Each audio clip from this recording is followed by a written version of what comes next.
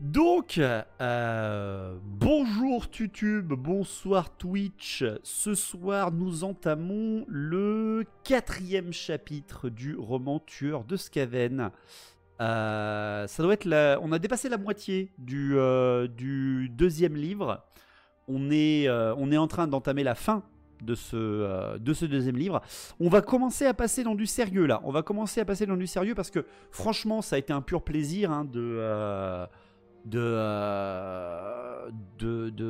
lire le début de ce bouquin avec les échines complètement teubées et les scryers littéralement incompétents. Ce soir, on passe à un cran supérieur car le chapitre s'appelle « Les prêtres du clan pestilien ». Alors, je sais, je le dis tout de suite, pas besoin de me le mettre en commentaire. Bien sûr que le chat va se jeter dessus, bien évidemment. Je sais que c'est écrit Pestilence. Voilà, je le sais, c'est écrit comme ça. C'est tout le temps dit Pestilence, Pestilence, mais ça me gave de dire Pestilence, alors que Pestilien marche très bien dans ma bouche. Donc je vais dire Pestilien à chaque fois parce que ça me... juste pour trigger en fait. Est-ce que la suite garde l'ADN du DND? Alors là par contre ce soir c'est vraiment une soirée Donjons et Dragons. C'est vraiment une soirée jeu de rôle. Autant les autres c'était une soirée jeu de rôle mais où le MJ fait que des vins. Enfin que des échecs critiques. Là ce soir on est vraiment sur une pure partie de jeu de rôle. Et c'est ça qui est vraiment très bien. Franchement pour une soirée jeu de rôle en termes de scénario, ce soir si vous voulez présenter ça à quelqu'un qui ne connaît pas l'univers et vous voulez reprendre le scénario de ce chapitre, ça passe vraiment très bien. Vraiment c'est une très bonne petite aventure. Ça ferait un parfait épisode de 1 heure dans une série à gros budget. Pourquoi Pestilence? J'ai toujours dit Pestilien. Bah parce que c'est le vrai nom. C'est le vrai nom Pestilence. Hein, ça n'a jamais été vraiment traduit. Moi, j'ai toujours dit Pestilien aussi, Girouette. Donc, tu n'es pas seul. Donc, par quoi commence le chapitre? Comment commence notre chapitre? Eh bien, déjà, par toujours, hein, vous le savez, l'introspection de Félix sur ce qui lui arrive et sur ce qui va lui arriver. Et là, ce coup-là, il ne spoile pas. Il ne spoile pas ce qui va se passer dans le chapitre, l'une des rares fois dans les livres où il ne le fait pas, en tout cas dans les 2 premiers. Bordel, j'apprends un truc ce soir, bah oui. En fait, Félix a une espèce de petite introspection sur tout ce qu'il est en train d'apprendre sur la race Skaven, toute cette menace cachée, incomprise des dirigeants, tout l'espèce de complot du secret qui non seulement l'exaspère et le rend furieux, mais aussi lui fait comprendre qu'il est en danger de savoir ça, qu'il ne peut pas le partager aux autres sous peine de finir hérétique ou fou allié par les autorités. Et c'est ce qui énerve en fait le plus Félix, c'est qu'il se dit que ce complot du secret, que les Skaven sont une race éteinte et qui n'existe pas, vraiment est un danger pour toute race vivante du bien, mais aussi que entre guillemets collaborateurs du secret, les répurgateurs entre guillemets, qui représentent la justice aveugle de la foi en l'église de Sigmar, sont un danger également. C'est un petit peu cette espèce d'introspection qu'il a en disant putain mais voilà, si seulement ils étaient plus efficaces à chasser les propriétaires de ce complot et les bases de ce complot, au lieu de faire cramer le premier premier gars qui dit qu'ils existent, ils seraient peut-être plus efficaces à protéger la nation, les répurgateurs. Bref, Félix en a un peu plein les boules. Et justement, en parlant qu'il en a plein les boules, ce soir, la soirée commence pour Gotrek et Félix en compagnie de Elissa. Oui, je sais, j'ai travaillé cette transition avec grand détail, bien sûr. Je me pose dans un coin pour lurker un peu. Allez, let's go. Source s'envoyer dans le champ lore pour les curieux. Merci beaucoup, Kang, ça fait plaisir. Vite en avoir plein le cul, la pauvre. Ça vient de commencer? En effet, Gabi, on vient littéralement de commencer. Bonsoir, Arvedin, bonsoir à tous ceux qui arrivent dans le chat.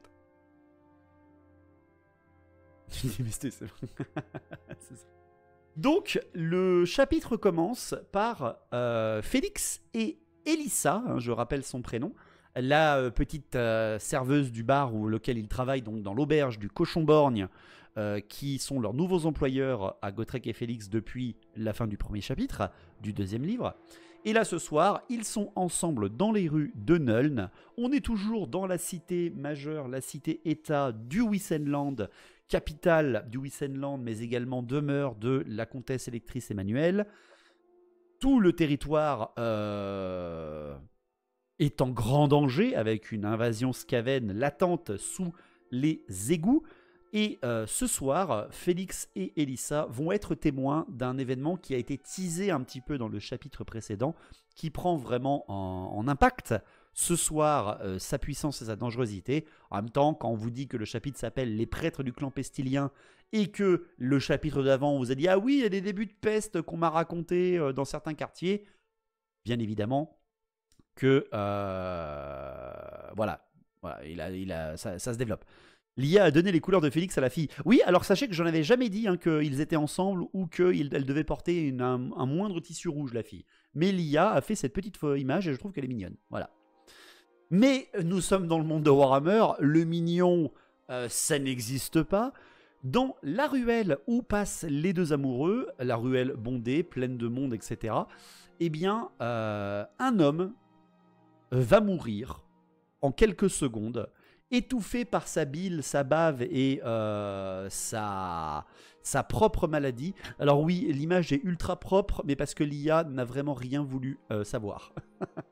En gros, un homme va mourir sous les yeux de Félix et de Elissa, en pleine rue. Il va mourir d'une manière absolument immonde et répugnante. Il va s'étouffer dans ses propres glaires, dans de la bave totalement verdâtre qui coule même par ses yeux et son nez, et va s'affaler au sol dans un râle final en ayant des spasmes immondes. Je veux lui faire le bouche à bouche même s'il a été poignardé, c'est ça. Il est super classe. Ouais, je sais, il est super classe. Il est super classe, mais l'IA n'a rien voulu savoir. Ils sont à Paris. En même temps, Nuln, c'est une ville très très riche et j'aime bien le style qu'ils ont fait. Enfin, bref, on s'en fout, c'est juste pour vous imager ça. Bien évidemment, dans la rue, tout le monde va se mettre à reculer en voyant cet homme agoniser et tomber au sol, sauf une personne, c'est Félix. Voyant un homme dans la détresse et que personne ne vient l'aider, il va s'approcher parce que quand même Félix est une bonne personne, c'est quelqu'un qui prend soin de son prochain. Et très rapidement, en se couvrant la bouche et en le touchant à peine du bout des mains, il va voir qu'il est mort d'une maladie, très certainement de la peste. Il va se redresser, va faire signe à Elissa qu'il n'y a plus rien à faire, alors que personne ne s'est approché de cet homme. Et lorsqu'il va se rapprocher de Elissa en lui disant « Il est mort, j'ai rien pu faire », eh bien la jeune fille va repousser Félix légèrement. Merci Stas, merci beaucoup pour le 9e mois de sub, merci beaucoup de ton soutien, ça fait très plaisir. Je suis en retard, t'inquiète pas, on vient juste de commencer. Un homme vient de mourir dans la rue de maladie, Félix vient de s'approcher, il vient de voir qu'il est mort, il se rapproche et Elissa le repousse un petit peu. Alors attention, elle fait pas « Ah dégage, t'es dégueulasse !» Non, elle fait « Attention, t'as peut-être attrapé la peste !» Et Félix lui fait « Mais non, j'ai pas attrapé la peste, ne t'en fais pas. » Mais on comprend très rapidement en fait le contexte par cette toute petite scène. La ville est sujette à la peste. Nuln est en train de connaître la peste. Parce que Félix n'est pas médecin, mais il vient de se relever en comprenant que cet homme est malade et est mort de maladie fulgurante. Personne ne s'est approché dans la rue de peur d'une maladie qui se transmet. Dans un monde comme Warhammer, la peste, en effet, même dans notre propre monde à nous, la peste noire, elle est encore très bien dans les esprits, ou en tout cas dans la connaissance des humains, même si on ne l'a jamais connue nous-mêmes. Donc la peste est bien en train de frapper Nuln. Je vous laisse imaginer la catastrophe que c'est qu'une peste dans un univers comme Warhammer. Vraiment. Encore que dans le monde de Warhammer, ils ont de la chance comparé à notre monde. Ils ont des prêtres, ils ont de la magie, ils ont des choses comme ça, tu vois. Cependant, vous imaginez bien que certaines pestes ne sont peut-être pas naturelles. Donc Félix et Elissa vont plutôt très rapidement rentrer au cochon-borgne pour tout simplement rapporter ce qu'ils viennent de voir. Leur soirée va être écourtée par cet événement. Et ils vont rejoindre Heinz, bien sûr, un papy boomer, bien évidemment, le bon bro, le bon boss, l'ancien vétéran, hallebardier. Peste bubonique, un petit mec goûtu du grand-père, exactement. Attends qu'il chope le Covid, ouais, voilà, c'est ça. Peste noire, environ 50% de la population européenne. C'est un chiffre un peu exagéré, c'est plus 35%. Je l'ai étudié des années, mais dans les pires pays, en effet, ça a été 50%. Et pas à l'échelle européenne. La peste, c'est quand même plus efficace que les assassins et Chine. Oui, complètement, complètement. C'est un bon tiers, ouais, c'est un bon tiers de la population européenne qui est morte pendant la peste, la grande peste, avant la guerre de 100 ans. Enfin, pendant la guerre de 100 ans. Enfin, entre les deux, c'est compliqué. Mais bon, Heinz, en discutant avec eux, parce que bien sûr ils vont lui raconter ce qui leur est arrivé, Heinz va leur expliquer que c'est le 14e mort de la peste dans la journée. En tout cas, c'est ce qu'il a entendu par rapport à ses clients. C'est ce qu'il a entendu par rapport à ses clients. Ils ont tous les sujets, en tout cas, de la taverne, de l'auberge du Cochon-Borgne, eh bien, sont sur et autour de la peste. C'est littéralement comme nous autour de la politique, dès qu'on peut commencer en France. Donc vraiment, le sujet est en train de gagner toute la ville. La ville est en proie un peu à la panique. Je vous laisse imaginer dans une ville comme Nöldre, dans les bas quartiers plutôt malfamés, dans le Cochon-Borgne, on parle de 14 morts dans la journée. Ça fait déjà un peu peur. Mais 14 morts, quand tu sais la démographie qu'il y a à l'intérieur de Nöldre, on sent qu'on est au tout début, aux prémices d'une épidémie, d'une peste. Joli score, mais peut mieux faire. Exactement. Donc Heinz explique que selon les clients, en effet, ils sont très loin de la fin de cette épidémie. Et on comprend même d'ailleurs que Heinz a connu d'autres pestes. C'est un événement qui a l'air plutôt récurrent dans les grandes villes impériales. En même temps, ça peut se comprendre vu la qualité de vie dans les grandes villes impériales. Ce qui rassure un peu Félix, c'est que le sujet de toutes les conversations depuis quelques jours ne tourne que autour de la peste et plus, en tout cas, autour d'un gros incendie qui s'est passé au collège d'ingénierie. Voilà, que je rappelle, pour ceux qui étaient là la semaine dernière ou qui ont vu la rediff d'avant-hier, qui est une des causes, enfin un peu à cause de Gotrek et Félix. Mais voilà, ça rassure un peu Félix que la conversation arrête de parler du potentiel sabotage du collège d'ingénierie. Alors, juste pour vous mentionner, parce que c'est quand même rigolo, il y a deux suppositions de sabotage, de gros sujets, de gros carcans sociaux qui seraient à la base du sabotage. C'est des chaotiques cultistes, ou alors c'est des saboteurs bretoniens.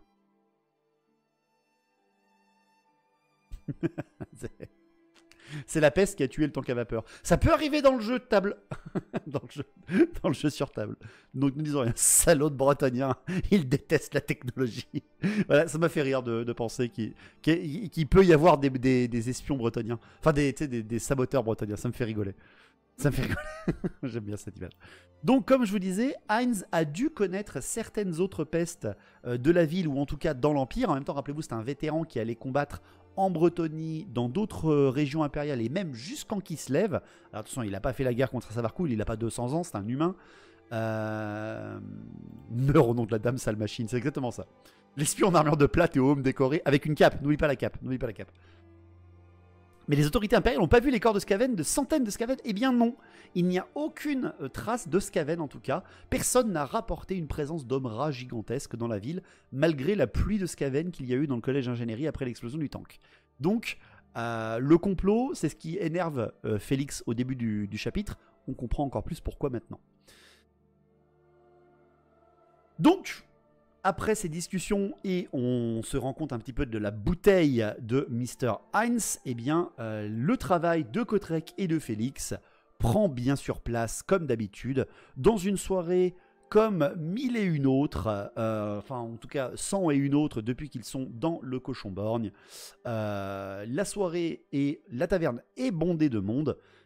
Et justement, grâce au retour de la clientèle, eh bien, Gotrek et Félix ont de nouveau du travail. Ce qui fait que Gotrek et Félix vont discuter pendant leur travail, en parlant un petit peu, eux aussi, du sujet qui importe tout le monde, c'est-à-dire la peste, la maladie, etc. Félix qui fait part de ses inquiétudes à Gotrek, et Gotrek, en bon nain rabatteur de ses exploits comme tous les nains, il explique que lui n'est jamais tombé malade. Il n'est jamais tombé malade par sa constitution supérieure. Comme il l'explique, les nains, c'est plus endurant et plus costaud contre la maladie que les humains. Donc, évidemment que lui n'est jamais tombé malade. Il parle même pas des elfes, comme il le mentionne lui-même. Et que la seule manière qu'il a eu d'être un peu malade ou incapacité du point de vue de Gotrek, c'est quand il a eu un torticolis dans sa vie. Voilà. Donc, on voit bien l'orgueil du nain, encore une fois. Non, je déconne. Mais le truc qui est très très drôle pendant qu'ils ont cette discussion du genre ouais, oh là là, les gens qui meurent, etc. Ouais, mais les nains, tu sais, nous on est plus solides. Et puis les humains, c'est un peu plus fragile. Tout ça, il y a un peu une espèce de petite discussion assez, tu sais, banale dans un monde dark fantasy avec deux espèces qui discutent entre elles de leur capacité de race, de faction. Mais en fait, durant toute cette discussion, ils sont en train de bolosser un groupe de Tiléens qui foutaient le bordel. Ce que je trouve extrêmement drôle. Tu sais, c'est un peu comme dans les mangas où toute la taverne se bat, mais t'as les héros qui arrivent à se parler avec une voix absolument parfaite, sans avoir d'essoufflement. En fait, il y a une bande de Tiléens qui est arrivée dans le bar, qui commence à foutre le bordel, et ils sont en train de se battre contre eux, mais ils discutent. Ils font même pas attention à leur combat pour les foutre dehors, en fait, durant cette discussion. Ce qui montre bien que Gotrek et Félix sont vraiment assez métal. Voilà, exactement, Jean Lama.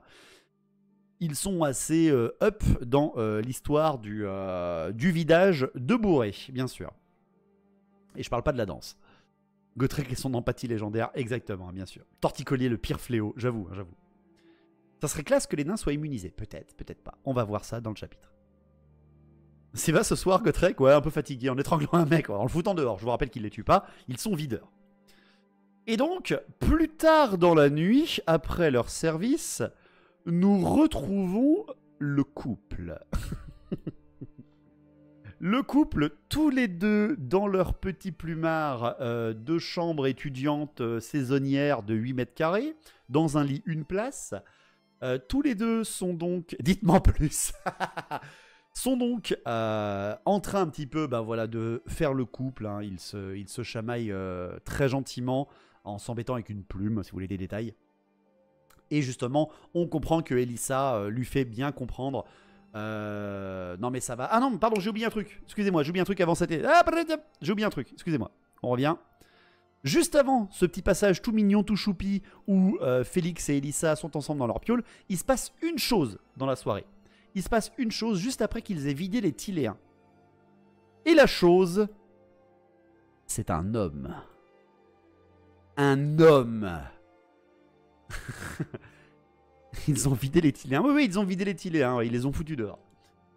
Et durant la soirée, après le petit passage des Tiléens, cet homme a l'air maussade et mauvais, légèrement habillé à la fois comme un paysan, un itinérant, quelqu'un qui a réussi dans sa vie, assez louche, hein. Vraiment... C'est louche. Eh bien, cet homme, durant la soirée, Félix va le repérer, seul. Il est seul à sa table en train de picoler. Et cet homme va, pendant le service, choper Elissa. Donc, choper la petite brune. Il va la choper au bras et la tirer vers lui et commencer un petit peu à lui parler assez énervé. C'est un espion bretonien, putain, c'est tellement ça. Ce qui, bien sûr, vous l'imaginez bien, va faire se lever immédiatement Aka Chad Félix, bien évidemment, qui va le faire lever. Il est en train de tirer sa donzelle. Voilà, ça va être. Il va s'énerver très vite. Et très rapidement, Elissa va se raidir et va murmurer quelque chose à l'oreille de cet homme, qui va s'arrêter tout de suite et qui va balancer ce regard que j'ai réussi à faire à l'IA. Et il va lancer ce regard à Félix. Tin. J'ai activé ma carte piège, Félix Protectorat. Donc, pour revenir à la soirée dont je vous ai parlé, donc après cette fameuse soirée où Elissa s'est fait un peu emmerder par un gars et où Félix a fait son travail avec Gotrek, les deux amoureux on va bien comprendre qu'ils sont bien amoureux, elle le croit pas malade, tout va bien, ils se taquinaient, etc. Et puis bien sûr, Félix quand même, c'est Félix, hein, c'est un bourreau des cœurs, Félix. Et il va poser la fameuse question que vous savez qui est toujours bien posée dans un couple. C'était qui cet homme tout à l'heure?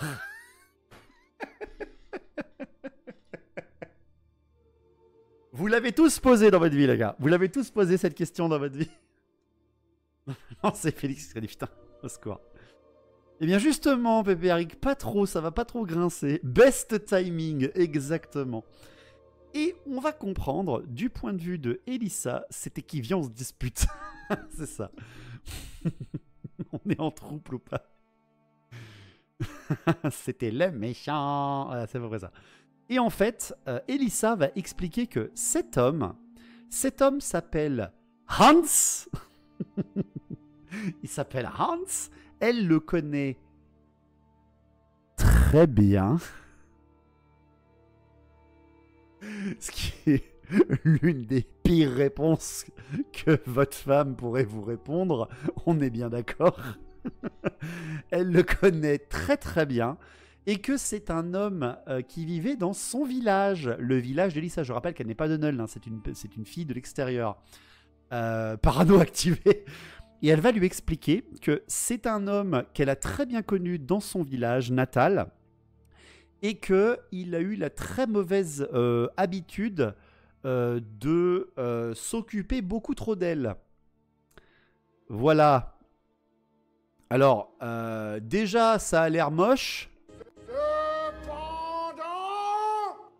Mais pour en rajouter, Hans a littéralement été banni du village de Elissa parce que, en tant que petit copain, Hans a été un peu trop petit copain. Il a été sujet à des tabassages de personnes et d'hommes qui s'approchaient de Elissa. Donc il a été banni de son village en hurlant qu'il réussirait sa vie dans une grande ville. Et Elissa vient juste de le revoir, donc cette soirée-là, le soir même, elle ne savait pas qu'il était à Nuln et elle ne lui dit pas, qu'est-ce qu'il lui a murmuré à l'oreille et qu'est-ce qu'elle lui a murmuré à l'oreille. Donc Hans, gros stalker, voilà. C'est louche. Voilà. Je t'aurais, gadgets. C'est l'ex toxique. Ben voilà, en tout cas, il est présenté comme ça. À partir de ce moment-là dans le roman, on passe à un autre personnage que maintenant vous connaissez, que j'ai refait en IA. Je l'ai refait, je suis plutôt content de mon refait. Il a chuté, je connais le Kung Fu. Le Kung Fu n'a pas de maître. Exactement. Et la conversation, le chapitre, reprend sur Tankol. Tankol, le prophète gris racornu caché dans le sous-monde, sous les égouts de la ville. Tankol, le chef dirigeant l'invasion prochaine de Nuln par le clan Skaven Scab, dont il vient de devenir le maître, rappelez-vous, en ayant tué sur le chemin le chef de guerre qui arrivait en renfort. Tankol est très heureux au début de ce chapitre. Il est très heureux parce que son plan a marché à la perfection. Eskit, le technomage rebelle et traître du clan Scab, du clan Scryer, a tenté de doubler Tankol dans sa réussite en essayant de prendre le collège d'ingénierie, et Tankol a surpassé son adversaire dans la fourberie en utilisant ses alliés, Gotrek et Félix, pour faire capoter le plan de Eskit. Eskit, le technomage, rappelez-vous, qui a survécu à l'explosion du tank, contrairement à tout son clan, en tout cas à toutes ses troupes, eh bien, est revenu dans le campement, la cachette de l'armée de Tankol.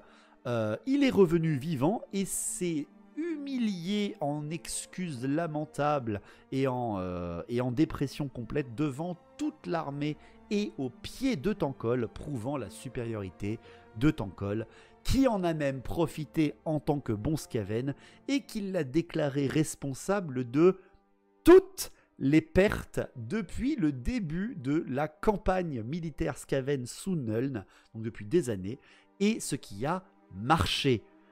Voilà la puissance de Tankol et de ses fourberies, bien évidemment.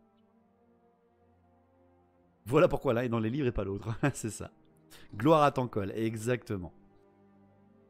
Il est revenu brocouille, exactement.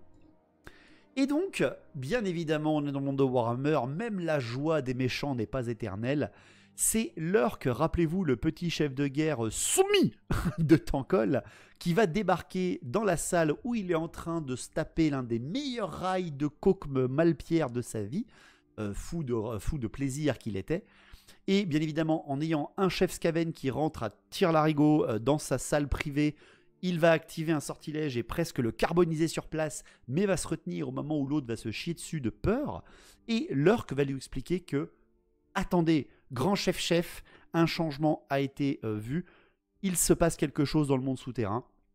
Vilbroth Null, je vous le rappelle, le chef de la faction pestilienne de l'armée de Tankol, donc le chef des fanatiques du Racornu, le chef des maladies et de la peste, a disparu avec l'intégralité du clan pestilien sous les ordres de Tankol. On ne sait pas où est-ce qu'il vient de partir, cela fait déjà plusieurs journées qu'il a disparu, et ce n'est que maintenant que les Skaven s'aperçoivent qu'il a, lui et ses troupes, disparu. Déjà de base, ça sent mauvais. Ils se font que se trahir, les Skaven, mais oui. Déjà, ça sent très mauvais, mais en plus, c'est ça qui inquiète le plus à la fois Lurk et à la fois Tankol, directement dès qu'il l'apprend, c'est que le chaudron des 1000 Vérolles, l'arme du clan pestilien qu'ils avaient amené avec eux sous Nuln, a également disparu. Alors, point lore, le chaudron des 1000 Vérolles, pour ceux qui ne connaissent pas le lore des Skaven, c'est un artefact magique colossal. C'est une très grosse construction, il faut plusieurs dizaines de Skaven pour le faire bouger. Il vous faut des plateformes pour atteindre le haut du chaudron et un gros brasier, très souvent de feu éthérique, pour l'activer. Mais le chaudron des 1000 Vérolles serait un artefact que les premiers grands chefs des Skaven, les premiers grands héros entre guillemets, en bon Skaven, auraient volé ce chaudron dans le jardin de Nurgle et l'auraient reconsacré pour qu'il ne serve que le Racornu et non pas le grand-père des Asticots. Ils s'en font tellement les uns pour les autres qu'ils se mettent un jour à se rendre compte qu'il y a des disparitions. Exactement. Il y a un début de peste. Tu parles d'une coïncidence, c'est bizarre quand même. Ça sent mauvais, c'est des clans pestiliens. Exactement. Ils n'ont pas pensé à mener ce truc dans la jungle de Lustri. Alors, juste pour vous prévenir, on reparlera du chaudron des 1000 Vérolles. Faites-moi-y bien penser à la fin du chapitre, c'est important. Donc voilà. Sachant que Tankol, sachant ça, le chef du clan pestilien sous ses ordres, tous les moines de la peste du clan pestilien sous ses ordres, ainsi que leur artefact le plus puissant qui viennent de disparaître depuis quelques jours, ça, pour Tankol, ça sent ultra mauvais. Pourquoi ils seraient disparus? Disparus, c'est peut-être parce qu'il vient de punir Eskit, ça leur a fait peur, ils sont partis, ils sont allés dans leur coin, c'est normal, il est plus fort. Mais pourquoi ils ont pris le chaudron des 1000 Vérolles? Pourquoi ils l'ont emmené avec eux? Ils auraient pu le laisser à priorité sous terre, à protection sous terre. Là, s'ils l'ont emmené avec eux et que, selon l'heure, ils sont montés vers la surface, donc ils sont plus dans le monde souterrain, ils sont plus haut, ils veulent lancer une nouvelle peste. Sauf que lancer une nouvelle peste sans l'accord du chef de clan, donc sans l'accord de Tankol, c'est littéralement lui faire une trahison. C'est de plus ultra dangereux, parce que le clan pestilien, Tankol en a peur. Rappelez-vous, je vous l'ai présenté la semaine dernière, Tankol craint le clan pestilien, parce qu'il sait qu'ils sont fanatiques as fuck, qu'il est complètement impossible de les corrompre, à moins d'utiliser du pouvoir littéralement du Racornu lui-même. Et de plus, les pestes qu'ont déclenché les Skaven à travers le monde, la fièvre rouge en Bretonie ou la peste noire dans l'Empire, les Skaven ont dominé le monde pendant quelques mois avant que la peste trop virulente créée par les clans pestiliens ne prenne l'ascendant et attaque également les Skaven derrière et au final les tue aussi bien que les humains. Donc Tankol sait que le clan pestilien est tellement puissant qu'il se fout des pertes, d'autant plus que, selon ce qu'il connaît, il sait que les pestiliens eux-mêmes ont l'air beaucoup plus immunisés à leurs propres maladies, comme si déclencher des pestes surpuissantes servait leur Racornu et détruisait les Skaven qui ne sont pas comme eux. Donc, apprenant ça, Tankol est super en flip. Il se dit, waouh, qu'est-ce qui se passe? Ils vont déclencher une peste, ils vont essayer de me doubler. Traître! Je le savais, si c'est des mecs qui vont vouloir me doubler. Donc, toi, Lurk, il donne des ordres, Tankol. Lurk tente de trouver où est-ce qu'ils sont. Cherche où ils sont, dis-moi où. sont mes ennemis. Où se trouve le chaudron d'Émile Vérol? C'est un artefact surpuissant, je devrais pouvoir le trouver par magie, mais essaie de l'épister toi-même. Et derrière, voyant que il est un peu en flip, Tancol, il va faire « Attends, stop !» et il va demander à l'orque une dernière chose. « Donne-moi un parchemin et un stylet, je vais jouer sur 2 camps. » Évidemment, vu qu'il en a peur, il a peut-être une solution pour trouver les Pestiliens à sa place.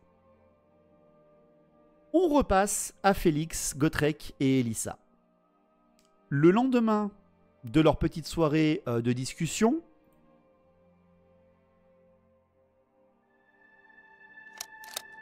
c'est louche. Elissa se sent pas bien. Elissa commence à tousser, à avoir une espèce de fièvre.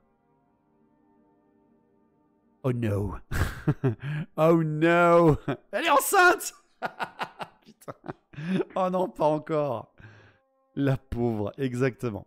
Chose encore pire, brûlez-la. Ah putain, au secours. Chose encore pire, Félix, lui aussi, semble souffrir d'un mal de tête et de bouffées de chaleur et commence, lui aussi, à tousser. Ça devient un petit peu la panique en quelques secondes. La ménopause, putain de merde. Il est enceinte, exactement. Voyant que elle et lui commencent à tomber malades, la peur de la veille et de tout ce sujet de peste qu'ils entendent parler depuis des mois, enfin pardon, des semaines, excusez-moi, pardon, je dis n'importe quoi. Déjà plusieurs jours, une bonne semaine passée, Gotrek et Raef. Gotrek n'a rien, en effet. Eh bien, les deux amoureux décident d'aller soigner, hein, bien évidemment, et se dirigent vers les temples de Chalia ou les médecins qu'ils connaissent en ville. Très rapidement, ils vont voir que la cité est surbookée. Les médecins sont total surbookés Covid 2020. La ville est vraiment en panique. Beaucoup de gens malades dans les rues. Un début d'épidémie est vraiment en train d'arriver. Ce qui fait que Félix et Elissa se sentent un petit peu dépourvus. Ils se disent « Oh là là, mais comment on va faire? Jamais on aura le temps de se soigner, etc. » Et c'est là que Félix dit « Bon ben écoute, j'ai une idée. Ça me plaît pas trop, mais on n'a pas trop le choix. » Il quitte les files d'attente des temples de Chalia ou des files d'attente des médecins. Et Félix et Elissa, j'ai du mal, Félix et Elissa se retrouvent chez Otto. Pour ceux qui se rappellent, Otto von Jäger est le frère de Félix, grand marchand, très riche et influent de Nuln. Et en arrivant, ils vont rencontrer donc Otto dans sa demeure en étant tous les deux fiévreux. Très rapidement, Félix va directement lui dire « Mon frère, j'ai besoin que tu m'aides ». Directement, Otto va lui répondre « Oui, de quoi est-ce que tu as besoin ?» Tout de suite, il ne va même pas demander de négociation. Félix ressent un petit peu le petit orgueil de son frère en se disant « Ouais, il s'attend à ce que je lui demande de l'argent, hein, bien évidemment. » Parce qu'il n'a jamais vraiment accepté le fait, hein, on comprend qu'il n'a jamais vraiment accepté le fait que Félix lui ait dit non alors qu'il lui proposait de revenir travailler pour lui. Ils arrivent en automagique, c'est ça. Et la bonne question de Otto, quand Félix lui dit « Non, non, j'ai pas besoin d'argent, j'ai besoin de ton aide », il va regarder Elissa, il va la voir un peu rouge et transpirante et il va faire « Tu n'as pas mis cette jeune femme dans une situation embarrassante ?» Et il va faire « Non !» Ok, non. Et justement, il va voir que autour du cou de Otto, question légitime. Autour du cou, de Otto, il y a un petit artefact. Un espèce de petit artefact qui émet une petite fumée, une odeur assez particulière, où à l'intérieur on aperçoit des racines et des plantes qui sont autour du cou de Otto. Et voyant que tous les deux sont malades, en tout cas couvrent quelque chose, avec toute l'épidémie de peste qui commence en ville, Otto fait essayer à Elissa son petit collier, lui fait renifler très fort le collier, et directement la jeune fille, elle a les yeux qui lui piquent, mais elle fait « Waouh, ah ça y est, c'est quand même effectif, ça me débouche le nez. » Il fait « Bon, bah écoutez, je vais vous aider, je vais vous envoyer voir mon médecin de famille. » Une chose super bien, hein, parce que si t'as un médecin de famille dans un monde comme Warhammer, dans l'Empire, c'est que t'es pété de thunes, hein, littéralement. Donc, Otto envoie Félix et Elissa, sans demande de négociation aucune, rencontrer le docteur Drexler. Le docteur Drexler, alors rapidement en présentation du personnage, parce que là le morceau dans le chapitre est assez long, mais il est très intéressant. La demeure du docteur Drexler n'accueille les personnes que sur rendez-vous ou recommandation. Sans la recommandation d'Otto, Félix et Elissa comprendront qu'ils ne pourraient jamais rentrer. Grâce à lui, ils peuvent rentrer. Ils rentrent à l'intérieur de son domaine et sont accueillis dans une grande salle de bibliothèque qui sert un petit peu de salle comment on dit, la salle où on examine, salle d'examen, voilà, tout simplement, du Toubib. Il va s'occuper de Elissa d'abord, laissant donc Félix un petit peu observer ce qu'il a autour de lui. Et la première chose qui choque un petit peu Félix, c'est que le docteur a une collection de bouquins incroyable. Non seulement il a déjà des diplômes super impressionnants, diplômé de médecine de Nuln, diplômé de médecine d'Aldorf, diplômé de médecine de Marienbourg. Le gars a 3 diplômes dans un milieu médiéval dark fantasy. Je vous laisse imaginer. Et le docteur Drexler va examiner Elissa et la faire ressortir quelques minutes plus tard avec un petit sourire de convenance, mais aussi rassurant au point de vue de Félix. Il va lui dire qu'elle va bien, elle n'a chopé qu'une grippe d'été. Elle n'a pas les symptômes d'une peste. Bien évidemment, Félix va passer juste après, surtout après avoir expliqué au docteur pourquoi il pense que lui et elle ont chopé la peste. Félix se rappelle de l'homme qu'il a vu mourir dans la rue, mort d'une maladie qui l'a fait gonfler et cracher de la bile. Il va donc rentrer dans le cabinet du docteur Drexler et va échanger avec lui et va surtout être étonné de ce personnage. Déjà parce que ce personnage, il est beaucoup trop propre sur lui pour être un vrai docteur impérial. C'est le point de vue de Félix dès qu'il le voit. Alors certes, hein, il est affable, il est très poli, très propre sur lui, il est vraiment très richement habillé, sauf que un médecin dans le monde de Warhammer, dans l'Empire, non. Non, c'est pas ça un médecin. Normalement, c'est un alchimiste, ou c'est un mec un peu foufou, ou alors c'est un mec un peu recouvert de sang, parce qu'ils font des saignées dans l'Empire, ils ont des sangsues pour se soigner, etc. Non, lui, pas du tout. Il a l'air très propre sur lui, il a même le teint un peu hâlé, un petit peu bronzé, comme s'il avait voyagé, alors que bon, voilà, c'est un chirurgien barbier. Ouais, représentez-le dans votre tête comme un chirurgien barbier, si vous voulez. Elles sont où les tentacules? Oui, donc pour vous, hein, un mec comme ça... C'est louche. Voilà, c'est ce que vous ressentez tous. Et en fait, il va y avoir une discussion, parce que le docteur va voir que Félix le regarde un peu bizarrement, et surtout, il voit que Félix regarde les livres qu'il a absolument partout. Donc il va échanger en parfaite transparence avec Félix. Déjà, il va lui expliquer que il ne pratique pas la même science et la même médecine que les autres médecins dans l'Empire, les médecins lambda. Pourquoi ? Parce que cet homme a eu la chance de voyager dans d'autres pays et surtout, il est allé étudier à Khazar.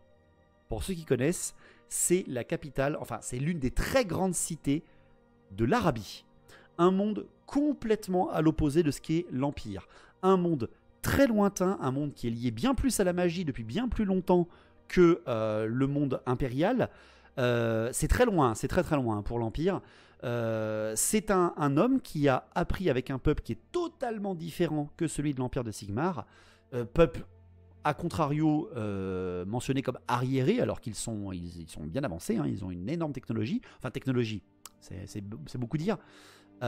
Et en fait, il va lui apprendre que là-bas, il a appris une autre manière de faire de la médecine, y compris, il a rencontré d'autres peuples, des nains, des elfes, qui lui ont appris énormément de choses.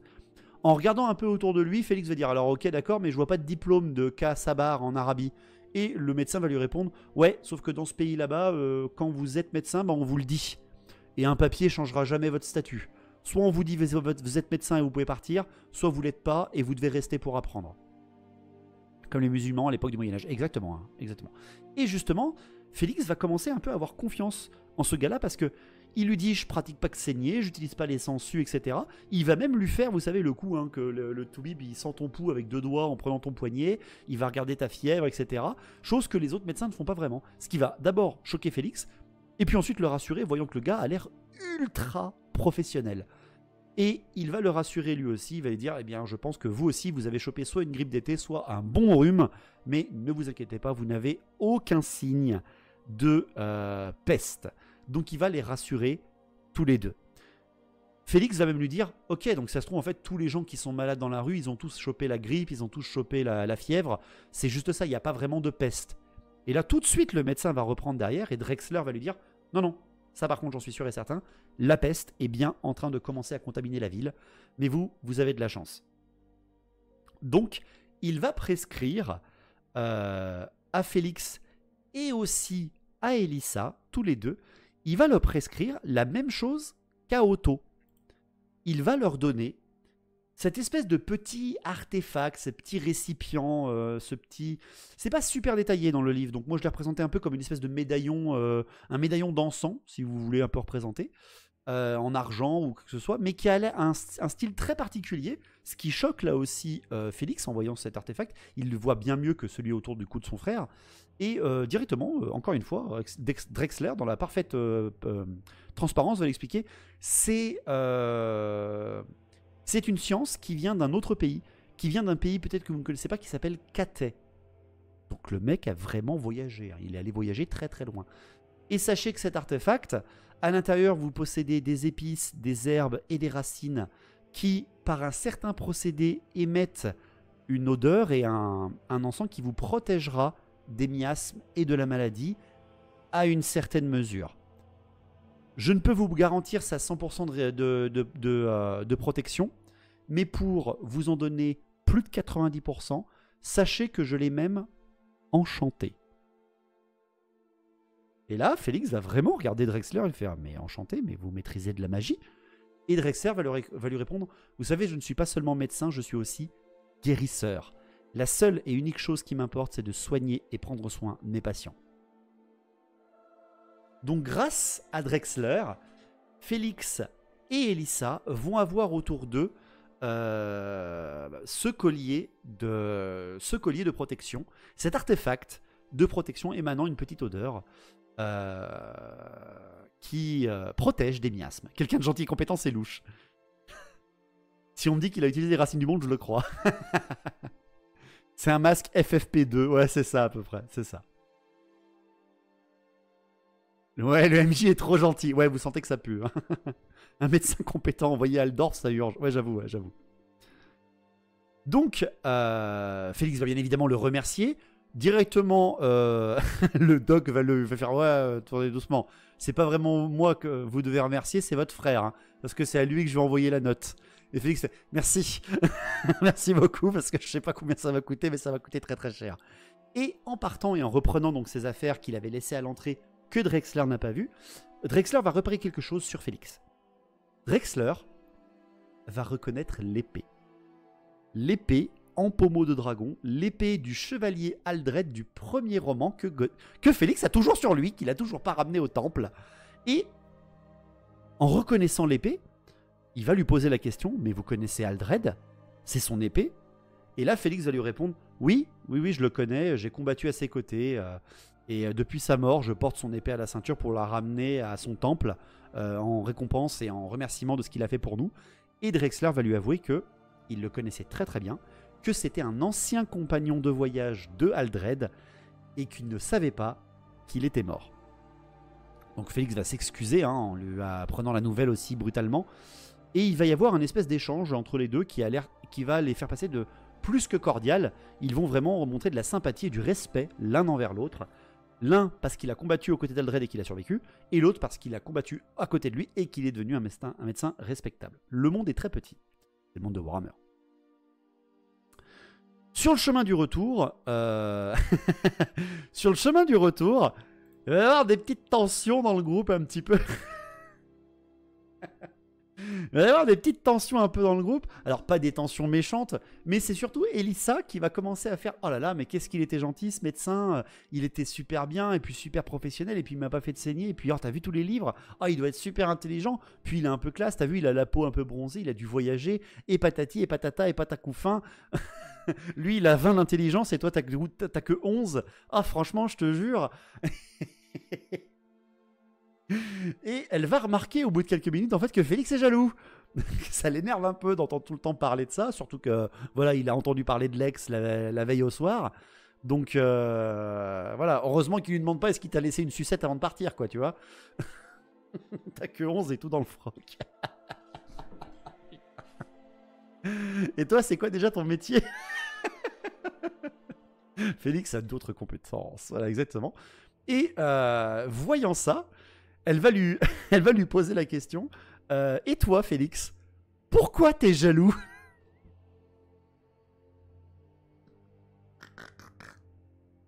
Ah, le couple modèle, quoi. La gourgandine, quoi, mais littéralement. Et la seule réponse que va lui donner Félix par rapport... Quel enfer! La seule réponse que va lui donner Félix, c'est « Et pourquoi diable les femmes comprennent-elles si bien et si facilement ce genre de choses ?» Et ça va s'arrêter là sur le niveau du chapitre, ce qui est assez rigolo, bien évidemment. Moi j'aime bien cette petite relation qu'ils ont entre eux, c'est très mignon. Il serait temps de trouver un emploi stable. Exactement, exactement. Et donc, bien sûr, en arrivant au cochon borgne, c'est Gotrek qui va les accueillir. Gotrek le Tchad, et il va leur expliquer que... Oh, attendez, non, c'est pas le bon, ça c'est pas Gotrek, il est là. Encore une fois, une nouvelle image de Gotrek de plus en plus ultra musculeux. Gotrek va le jeter à Félix lorsqu'ils vont revenir dans les mains un message qu'il vient de recevoir une fois que Félix était parti. Sur la même manière que le précédent message, un mendiant a amené ceci au cochon borgne et le mendiant a eu ce message par un espèce de moine, de vieux recouvert de toge qui marchait trop vite pour un vieux et qui est parti et disparu depuis le même endroit que le précédent dans l'autre quartier, dans l'autre chapitre. Plus 4 kilos de muscle à chaque apparition. Oui, ben ouais, je fais avec l'IA. Ah, on se rappelle de Gotrek quand même. Oui, voilà, ça s'appelle Gotrek et Félix quand même. Signez votre ami. Le message est le suivant. Mes amis, votre cité est en danger, que le racornu dévore leurs entrailles pour ça. Je ne sais pas où ils veulent faire ça. Faites gaffe au chaudron des 1000 véroles, votre ami. Bien évidemment, il va y avoir un échange Gotrek, Félix avec Elissa. Pardon, avec Elissa qui est à côté d'eux et qui écoute. Et Gotrek et Félix vont déjà bien évidemment comprendre que ce message vient des Skaven, bien sûr, mais que le sujet aussi est de sujet Skaven. Des Skaven, la maladie, la peste, quelque chose que Gotrek connaît bien, que Félix commence à se douter, il y a Skaven sous roche. Bien évidemment, en mentionnant les Skaven, ça va faire peur à Elissa. Hein. Elissa qui était présente, qui a failli mourir lors de l'attaque du cochon borgne dans le deuxième chapitre à cause du clan Eshin. Et c'est là qu'on voit la bromance et la grande amitié et respect qu'il y a de Gotrek envers Félix, parce que lorsque Elissa se met à flipper en disant « mais ils vont nous rattaquer, ils vont peut-être venir nous tuer », Gotrek va lui-même dire à Elissa « t'inquiète pas gamine, personne ne te fera de mal ». Donc voilà, tu vois qu'il la protégera lui aussi, ou qu'il compte sur Félix pour la protéger. Bref, tu vois, il y a un lien qui est quand même... Mais c'est une humaine, il n'en aurait rien à foutre, hein, techniquement, mais il la respecte, enfin il respecte Félix, donc il va la protéger du mieux qu'il peut. Donc, Gotrek et Félix vont se dire pourquoi il nous en dit pas plus sur le message, pourquoi il nous envoie pas comme la dernière fois à l'endroit même. Et bien Gotrek va lui répondre, bah, c'est simple parce qu'il certainement, celui-là qui nous envoie le message n'en sait absolument rien. Et en effet, ils ont raison, le roman Repas sur Tankol est Tankol par magie, par invocation et incantation entière sur des grands cercles de pouvoir de Malpierre et de feu éthérique. Et bien Tankol est en train de complètement flipper, déjà est en train de chercher des chemins de fuite pour partir le plus loin possible de Nuln. Pourquoi? Parce qu'il n'arrive pas à localiser par magie un artefact aussi puissant que le chaudron des 1000 véroles, alors qu'il sait qu'il est resté en ville. Il est quelque part en ville, sous la ville, il est caché. Le clan pestilien, ça fait plus d'un jour qu'il est enfin plus de 2 jours qu'il est totalement disparu, il y a un très gros problème. Ça sent très très très mauvais par rapport à l'attaque de la peste qui va très certainement tomber sur Nuln. Il n'en a aucun contrôle. Il se dit même, mais qu'est-ce qu'ils attendent, mes supposés alliés Gotrek et Félix, à moins qu'ils ne soient capables de réussir que lorsque je leur donne moi-même l'initiative et les ordres. Vraiment, il part dans la mégalomanie complète, mais en même temps, c'est un Skaven. Donc, après cet interlude, c'est le chapitre qui retourne sur Félix. Ça retourne sur Félix parce que Félix a laissé Elissa et Gotrek en début de soirée, enfin début de nuit, après leur service au Cochonborn, parce que Félix retourne voir, en pleine nuit, je le rappelle, le docteur Drexler. Il retourne le voir parce que il y a quelque chose dont il veut lui parler. Quand il arrive à la propriété, bien évidemment qu'elle est gardée, on est en pleine nuit dans une ville comme Nuln, avec une menace de peste, il va croiser un garde avec des chiens de garde et des chiens de chasse assez énervés, et tout de suite le garde va reconnaître Félix en l'appelant Herr Jäger. Il va lui faire « Oui, monsieur Félix, vous avez besoin de voir le docteur, oui c'est une urgence », et ils vont le laisser passer. Donc il a déjà aussi une petite renommée, ou en tout cas un contact visuel avec les gardes, et il va pouvoir revoir le docteur Drexler. Le docteur Drexler, dans un calme plein d'empathie, va écouter ce pourquoi Félix est venu le voir en pleine nuit. Félix va alors lui poser la question. Qu'est-ce que vous savez des Skaven? Il va lui poser la question là, il pose les termes. C'est plus cher les heures de nuit. Je dis ça, c'est pour votre frère. Oui, voilà, c'est ça. Félix va lui poser la question. Qu'est-ce que vous savez des Skaven? Drexler va hésiter quelques secondes. Et puis il va lui répondre académiquement. Oui, ben les Skaven sont une race qui a disparu. C'est une race qui est une espèce d'amalgame d'hommes-bêtes un peu spécifique, une branche d'hommes-bêtes un peu spécifique. Ils vivaient sous terre, ils étaient très nombreux. Ils auraient été potentiellement au sujet de la Grande Guerre de 1111, de la Grande Peste Noire dans l'Empire, etc. Bref, c'est une race qui est désormais éteinte. Et là, Félix va le couper et va lui dire « Non, ils ne sont pas éteints. » Et le docteur s'arrête, a un espèce de petit sourire et un œil malicieux envers Félix, et va lui dire « D'accord, ainsi donc, vous savez. » Et là, les deux vont avoir l'échange honnête total. Félix, enfin, total, entre guillemets. Félix va tout lui dire. C'est qui traite d'amalgame, lui? Les amalgames, c'est chez les rois des tombes. Oui, voilà, c'est ça. Il va lui expliquer toute l'histoire depuis qu'il est arrivé à Nuln. Les égouts, l'attaque dans les égouts, des potentiels corrompus dans la ville. Bien sûr, il ne va pas lui parler de l'assassinat qu'il a fait de Fritz, le chef de la police secrète, ni non plus de l'incendie du collège, mais il va lui expliquer tout, que c'est très certainement les Skaven qui ont attaqué, qu'ils étaient au Cochonborn et qu'ils ont failli tuer tout le monde, qu'ils ont fait brûler le collège, qu'ils ont tué des magistrats. Bref, il va faire un peu son Skaven, mais il va très très très bien le faire. Et Drexler va lui expliquer aussi ce qu'il sait. Il va lui expliquer qu'en Arabie, là-bas aussi, les Skaven sont une légende. Même les Arabéens qui ont une science, en tout cas de la médecine avancée par rapport à l'Empire, savent, ou en tout cas pensent savoir que les Skaven sont disparus. Mais, rappelez-vous qu'il a rencontré aussi d'autres races en Arabie. Il a rencontré des elfes, des hauts elfes, et il a rencontré des nains. Et Drexler est sûr de lui, après avoir échangé avec ces races, il sait que les Skaven sont une menace. Parce que ces races ancestrales et techniquement plus sages, lui ont juré que cette race de Skaven était un danger. Elle est toujours un danger. Il sait des choses, il sait beaucoup de choses. Et justement, il va aller encore plus dans ses descriptions, parce que Félix va même lui donner le message qu'il vient de recevoir, qui mentionne le chaudron des 1000 Vérolles. Et là, littéralement, Drexler va lui mentionner le clan Pestilien. Et là, Félix, il se fait « Waouh, mais vous les connaissez super bien, en fait. » Et là, Drexler va se lever, va aller dans sa bibliothèque et va lui sortir un book. Il va lui sortir un grimoire relié de métal très ancien qui a plus de 200 ans, grosso merdo. Et le roman, enfin le livre s'appelle La ville engeance des hommes rats et leur société, écrite par un certain Lieber. L-I-E-B-I-D-L-E-I-B-E-R. Et dans ce livre, Drexler lui explique que on a toutes les compréhensions et les hypothèses du docteur Lieber. Il explique comment les Skaven vivent, où est-ce qu'ils se cachaient grosso modo sous terre, et il a aussi une théorie par rapport à ce peuple.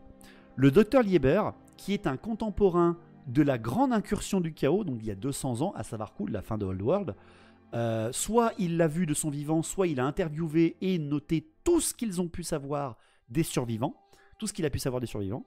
Et Lieber a une hypothèse sur les Skaven, hypothèse que je trouve super intéressante et qui n'est pas redite dans le livre d'armée des Skaven. La population des Skaven a une espèce de croissance démographique exponentielle selon les cycles de Morslib. La lune verte, hein, rappelez-vous, la lune de Malpierre, qui, depuis l'explosion des pôles, tourne autour de la planète et qui crée des cycles, hein, le fameux Gainisnart, premier chapitre du roman, du premier livre, et les fameuses Nuits du mystère, Nuits du mutant.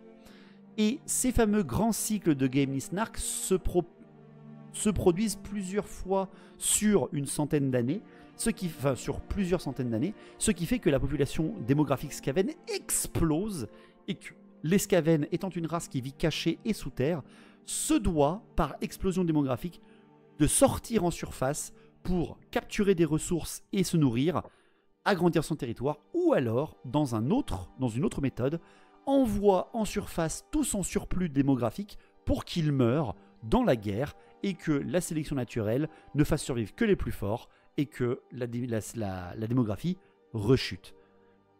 Et chose qui est très intéressante dans le lore de Gotrek et Félix, c'est que, en se voyant ça et Félix rajoutant un petit peu de ce qu'il connaît déjà des Skaven, de ce qu'il a vu de son propre vivant, il confirme des dires entre les théories et les vérités, qui sont très certainement responsables de la Grande Peste de 1111, et que c'est un fait avéré, que ce n'est pas une hypothèse, et que y a un truc que les érudits, Félix en est un, rappelez-vous, hein, il est étudiant, et que Drexler est un érudit aussi, il fréquente des universités, il y a quelque chose que les astrologues de l'Empire ont annoncé depuis quelques années à peine, 2 ou 3 ans, c'est qu'un nouveau grand cycle de Morslib, qui est un cycle connu et qui essaie d'être calculé par les astrologues humains pour éviter les catastrophes naturelles, un nouveau grand cycle s'annonce. La fin des temps, vous l'avez compris. Et donc, bientôt, les Skaven vont à nouveau exploser en démographie. Pas du tout louche, toutes ces connaissances. Ouais, en effet. Hein. Et même Drexler va donc laisser Félix lire le bouquin. Il va lui laisser le bouquin, il va lui dire excusez-moi, mais j'ai d'autres choses à faire, on est en pleine nuit. Je vais vous laisser, allez-y, hein, n'hésitez pas, feuilletez-le, il n'y a pas de problème.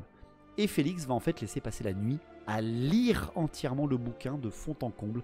Il va apprendre le clan Mulder et les créatures mutantes. Il va apprendre le clan Scryer qu'il a déjà rencontré et combattu avec leurs inventions folles et totalement invraisemblables et instables. Il va apprendre le clan Eshin et va reconnaître leurs secrets, leurs assassins qu'il a également combattus. Et il va en apprendre sur les Pestiliens, jusqu'à se rendre compte que le soleil commence à se lever et que Drexler revient avec son bonnet de nuit un peu du genre. Mais vous êtes encore là? Bon bah écoutez, si vous voulez en apprendre plus, je vous propose quelque chose. Demain, on va à la morgue. On va à la morgue et on va aller observer les derniers morts de la peste. Peut-être qu'on arrivera mieux à la comprendre. Si vous voulez, embarquez le livre, il n'y a pas de problème. Et Félix va donc repartir avec le livre. Comment un livre aussi détaillé se trouve dans l'Empire? Dans le roman, ils expliquent qu'il n'y en a que 12 exemplaires dans le monde entier et que Drexler en a un. Donc c'est des livres ultra rares. Ultra rares. Donc Félix va retourner au Cochon-Borgne. Et va se faire un peu engueuler par Alyssa en disant mais t'étais passé où? On a cru que t'étais mort ou que t'avais été enlevé par les Skaven parce que t'as disparu pendant une nuit entière quoi. Et sous le bras il va avoir le bouquin. C'est le petit déj, hein, c'est comme je vous l'ai dit, la journée commence. Gotrek qui est en train de bouffer bien évidemment à côté d'Alyssa, donc il la protégeait pendant que Félix n'était pas là, va voir le bouquin sous le bras de Félix qui va lui expliquer, qui va expliquer aux deux qu'il était chez les médecins. C'est lui qui s'est tapé le médecin, c'est ça, voilà. Et t'as Gotrek qui va tendre la tête comme ça et qui va réussir à lire le titre du livre et qui va le choper avec ses doigts sales, pleins de graisse, là, qu'il est en train de bouffer. Oh, le moment dans le... Tu sais, moi, j'ai lu ça dans le roman, je fais « Ah, Gotrek, qu'est-ce que tu fais ?» Espèce de salaud de nain, putain, fais attention aux artefacts, fais attention au livre unique, bordel de merde. Et il va commencer à le feuilleter comme ça, et la chose que Gotrek va annoncer, c'est que le docteur Lieber, il sait de quoi il parle. Hein. Alors lui, il a des bonnes sources. Très certainement que toutes ses connaissances, il l'a pris chez les nains. T'es lourd, Gotrek. Comme tous les nains, t'es lourd. T'es lourd. Et donc, ils vont se mettre d'accord. Gotrek et Félix vont rejoindre tous les deux le doc le lendemain à la morgue pour étudier un peu plus les morts de la peste et trouver la source du problème. Tout à fait d'accord avec Gotrek. Donc, on retrouve Drexler, Gotrek et Félix au temple de Mort à Nöld le lendemain. Alors Mort, M-O-2-R, je vous ai parlé de la semaine dernière de Verena, un déesse de la justice des vivants. Eh bien, Mort, c'est le dieu protecteur des morts, de leur âme dans l'Empire. C'est un dieu très puissant, très important dans le folklore impérial, parce que c'est lui qui protège votre corps et votre âme lorsque vous êtes mort. Les temples de Mort sont à la fois les mausolées, les tombes, les services funèbres, mais aussi la prière aux défunts, etc., dans le monde de l'Empire. C'est une énorme protection contre les morts vivants, c'est l'un des dieux qui déteste absolument les morts vivants. C'est pas du tout un dieu de la mort, mais un dieu du protecteur des morts, si vous voulez. Et donc, lorsqu'ils vont arriver dans le temple, déjà, bien évidemment, il va y avoir de la négociation un petit peu avec les prêtres locaux, mais vu qu'ils sont accompagnés de Drexler, qui est un médecin riche, reconnu de la ville, il va y avoir de très rapides négociations. Le prêtre responsable de l'entrée et de l'accueil va négocier avec le grand archiprêtre du temple, qui va accepter le fait que Drexler et ses deux assistants vérifient les derniers cadavres de la peste. Mais il y a un problème, c'est qu'il n'y en a plus que 4. Sur tous les morts derniers, en fait, il n'en reste plus que 4 dans tout le temple de mort, parce que ils sont obligés d'enterrer les malades de la peste pour éviter qu'elles se répandent, et qu'ils n'ont que, entre guillemets, les plus frais. Le docteur va dire, pas de souci, ça suffira, en tout cas j'espère. Les Templiers de mort, ils sont super stylés, ils sont très très stylés, les Templiers de mort. Mais là, on est bien chez les prêtres, pas chez les Templiers. Dites-vous que pour rentrer dans le temple et pour aller voir les morts, ils ont dû payer des donations au culte, des deniers au culte, chacun de Drexler, Félix et Gotrek l'a fait. Et en plus, ils ont dû s'habiller en habit cérémoniel du temple de mort, c'est-à-dire grande robe noire, capuche avec visière en tissu, chose, parce que c'est un lieu sacré, chose que Drexler, Félix et Gotrek ont fait. Donc comme quoi Gotrek il en rapporte, mais il respecte au moins les lieux. Et il se plaint même pas, il ne blâme même personne.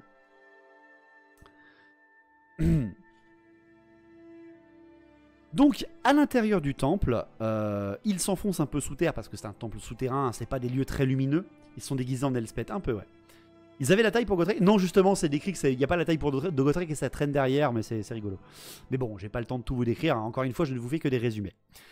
Bien évidemment, à l'intérieur du temple, c'est pas du tout comme l'imaginait Félix. En fait, Félix s'attendait à voir une espèce de dispensaire, un mouroir, hein, comme il aurait vu en plein d'autres sur les champs de bataille ou en tout cas sur les pauvres pays qu'il a vus dans l'Empire, les pauvres cités. Il s'attendait à voir la puanteur de la mort, des malades qui gémissent, des gens en train de crever ou des morts qui empestent. Eh bien, en fait, pas du tout. Tout est épuré, super propre, tout est lisse et il y a une odeur extrêmement particulière à mort. Il y a l'odeur de la rose noire, une fleur qui ne pousse que dans les jardins de mort, hein, justement, c'est tout en lien, bien évidemment. Les figurines, hein, pour ceux qui se rappelaient du set de décor du jardin de mort, les roses noires qui sont une odeur, en fait, qui est caractéristique du culte de mort, mais aussi de Nöld, hein, pour ceux qui ne le savent pas. Et ce qui choque Félix un petit peu, c'est qu'il n'a aucune peur à l'intérieur de cet endroit. Il sent un petit peu son âme à l'abri par cette épuration et cette propreté mais aussi qui lui rappelle et qui lui fout là maintenant un peu plus la peur, mais pas la peur de la maladie, mais la peur de la mort, en se disant waouh, c'est vrai que ouais, là c'est calme comme la mort ici en fait. À part les murmures et les prières, rien ne sonne et ne résonne dans le temple. Ils vont arriver au niveau des cadavres. Alors là, j'ai pas mis les images parce que l'IA a pas voulu en faire, et j'allais pas vous mettre des images de dessin de la peste noire parce que voilà, on est en soirée détente. Je vous résume ce qu'il y a de l'examen des 4 cadavres. Les 4 cadavres qu'ils trouveront malades de la peste. Il y a un homme trop abîmé pour être véritablement reconnu. Il y a une femme habillée en noir, portant une petite rose noire même à sa boutonnière, que Félix comprend comme étant une veuve. Et à côté de cette femme, 3e cadavre, une jeune fille qui, sur les petits papiers que le Temple de Mort a, est présentée comme la fille de la femme juste à côté, elle aussi morte de la peste. Et enfin, un dernier homme, sur le côté, qui lui n'a pas vraiment de signe distinctif, mis à part le fait que lui aussi est mort de la peste. Ils vérifient un petit peu tous ensemble les cadavres, un petit peu comme tu fais dans les enquêtes de The Witcher 3, ou de The Witcher 2, ou de The Witcher 1. Ils examinent des plaies sur les bras, sur les mains, qui sont les plaies qu'ils se font lors des spasmes de dernière mort, les derniers moments de vie, lorsque tu manques d'air et tu griffes absolument partout. Ils remarquent les bubons, ils remarquent l'horreur de la maladie. Merci Alaria, merci beaucoup pour ton prime, ton soutien, ça fait plaisir. Je sens que ça va nécrophiler. Non, pas du tout. Non, pas du tout. Et mis à part tout ça, les 4 cadavres ne présentent pas grand-chose, ou en tout cas ne sont pas utiles, plus que de raison, à Drexler. Ils apprennent rien en fait sur ce qu'ils veulent, et ce que surtout voulait Drexler, c'est sur la traçabilité et l'origine, le transfert de la maladie. Il se disait, c'est ce qu'il explique à Gotrek et Félix en ressortant, il se disait, en examinant les cadavres, j'espérais trouver un point commun, un lien qui ferait que je comprendrais pourquoi tous ces gens, on a vu une femme veuve, on a vu un homme plutôt pauvre, on a vu un homme riche, on a vu un marchand, vous avez vu un homme dans la rue mourir comme ça. Qu'est-ce qui pourrait faire un lien? Qu'est-ce qui pourrait nous donner une espèce de début de piste pour chercher l'origine de la maladie et tenter de la contrer, vu qu'on n'en est encore qu'au début de l'épidémie? Donc c'est ce qu'il explique non seulement à Gotrek et Félix, mais il explique aussi à Félix surtout que la condition de vie joue beaucoup en fait. Parce que Félix se disait, mais ces gens-là sont malades, comment on peut tomber malade aussi facilement? Comment cette petite elle a pu tomber malade? Comment le monsieur qu'on a croisé dans la rue pouvait tomber malade? Et bah, le docteur lui explique, bah oui, mais la condition de vie, elle vous aide à mieux résister à la maladie. Genre par exemple les prêtres qui vivent ici, pourquoi ils sont pas malades? Parce que leur condition de vie est irréprochable, ils mangent plutôt bien, ils ont des horaires pas trop durs, mais surtout ils vivent dans un endroit très pur, très nettoyé. Et de plus derrière, la condition physique est très importante, d'où le nain. Le nain, c'est ce que s'inquiétait un peu Félix en se disant mais vraiment mon pote il risque rien, parce que moi j'ai l'artefact mais mon pote il risque rien. Et Drexler lui explique non mais vous inquiétez pas, les nains sont plus résistants, ils ont une meilleure condition de vie, un meilleur corps que le nôtre, il résistera mieux à la maladie. Mais attention, ça ne nous rend pas immunisés, très loin de là.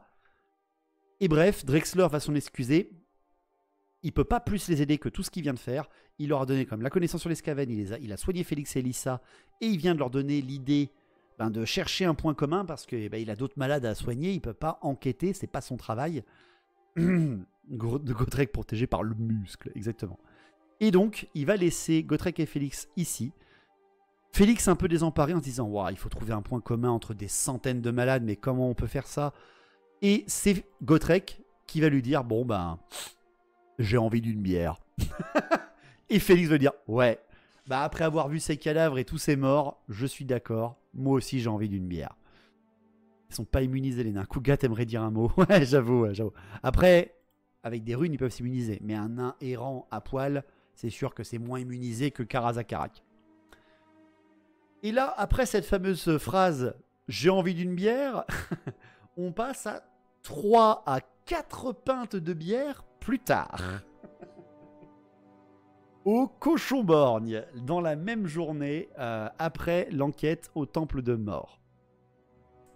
3 à 4 pintes de bière plus tard, Félix enrage, littéralement, mais il enrage mentalement, ça nous arrive tous.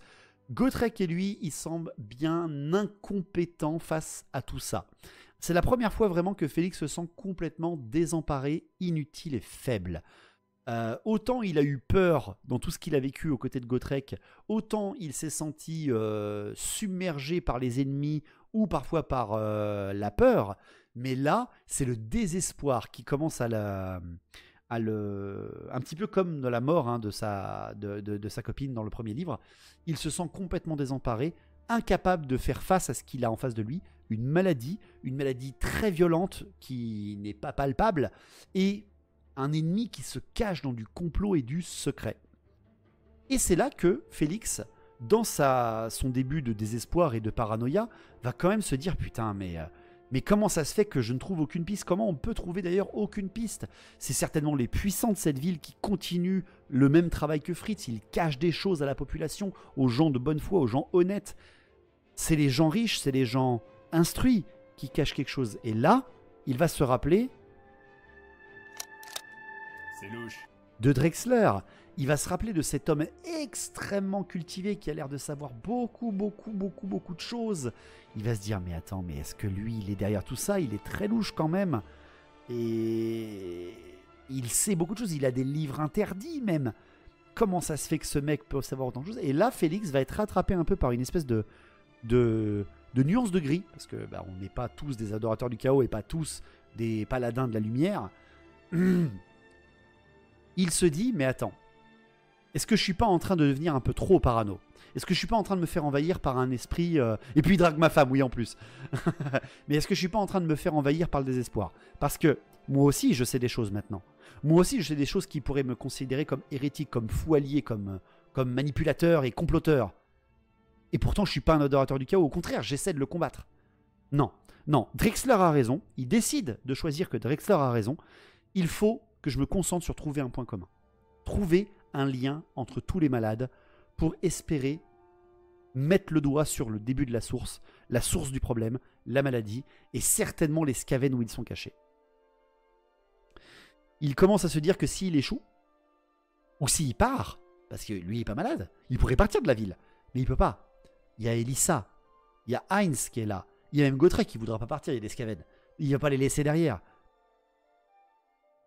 Donc s'il continue, soit il les sauve, mais ça lui paraît très difficile et impossible, soit, comme tous les autres, ils finiront au temple de mort.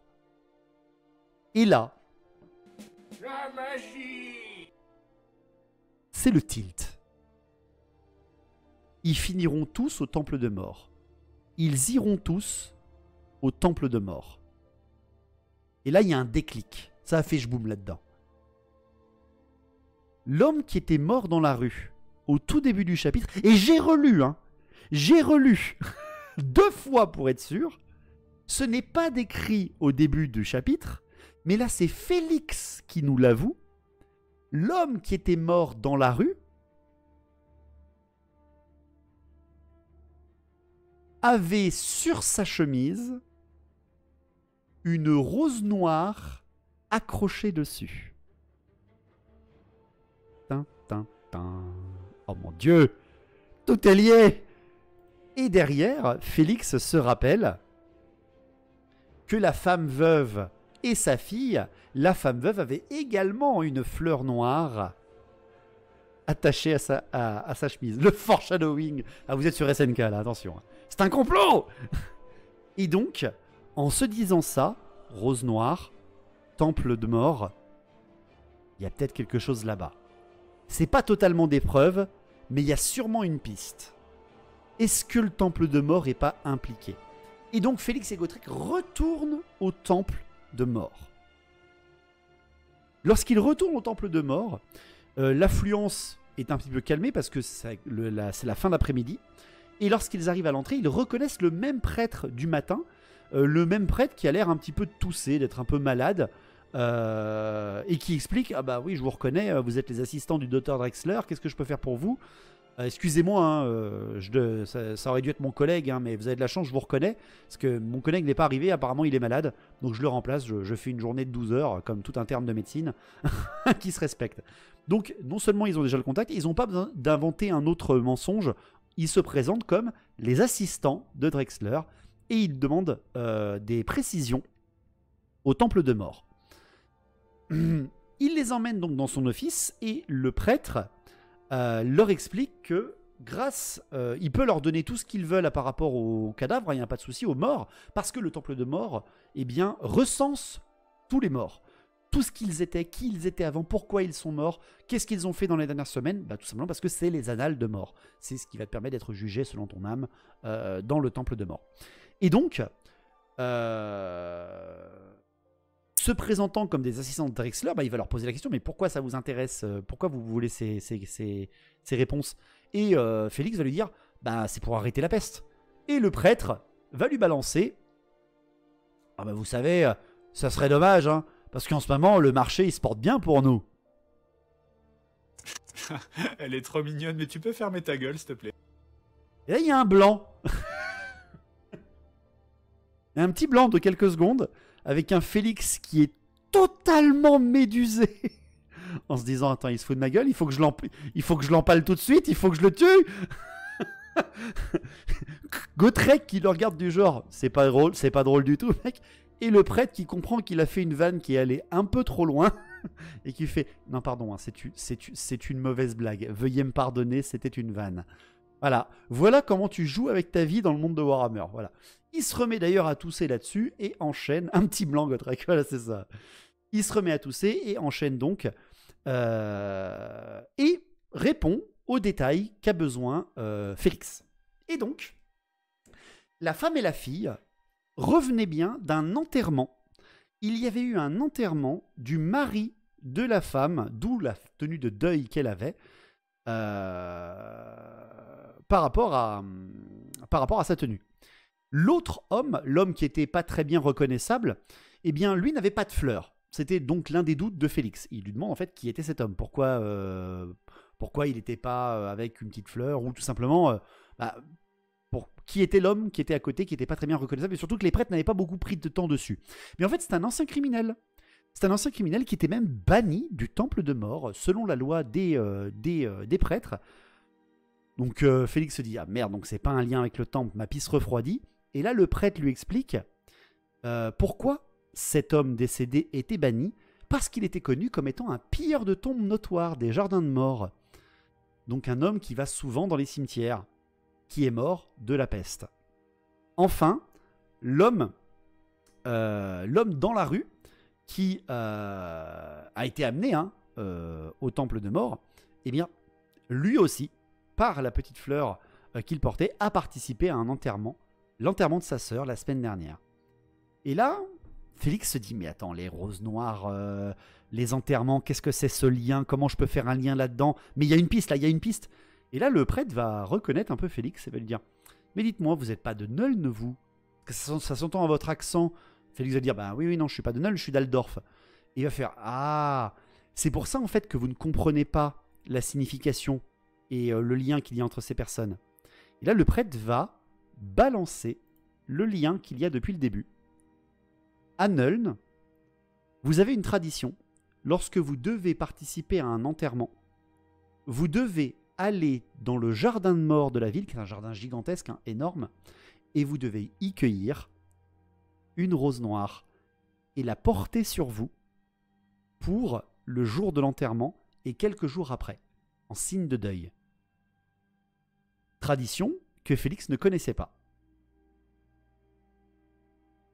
Félix, apprenant ça, il se dit « Waouh, d'accord, mais ça va être très très dur de remonter ça. Il doit y avoir un commerce de ces fleurs. Si c'est une tradition, il y a des gens qui doivent les vendre. » Et le prêtre va lui répondre « Ah non, c'est formellement interdit de vendre les roses noires. La tradition est officielle et inchangeable. Vous devez vous-même les cueillir dans le jardin de mort. » Donc, Félix et Gotrek ont enfin une piste. Ils vont devoir enquêter et très certainement trouver la source du mal dans le jardin de mort de Nuln. Rapidement, le jardin de mort de Nuln. Alors je vous remets la carte de Nuln. Donc je vous rappelle, le cochon-borgne, il est ici, d'accord, dans ce quartier-là. Il est vraiment noté sur la carte, sachez-le, le cochon-borgne, dans la carte de Nuln. Mais la taille du jardin de mort, c'est ça. C'est tout ça, le jardin de mort à Nuln. C'est toute cette section qui est assez grande. C'est un gros morceau de la ville, de l'ancienne ville, sous le quartier de la comtesse Emmanuelle. Est-ce que vous avez du désherbant? Et on pourrait dire ça, on pourrait dire ça. Et donc, bien évidemment, les jardins de mort, Gotrek et Félix vont y aller en pleine nuit, bien sûr, pour éviter d'attirer les soupçons. Parce que s'ils y vont de jour, c'est déjà presque impossible que les Skaven y soient parce que les jardins de mort sont fréquentés par des gens. La seule chance, c'est d'y aller la nuit. Un jardin alors qu'ils auraient pu y installer un carrefour. Ouais, c'est ça, c'est ça.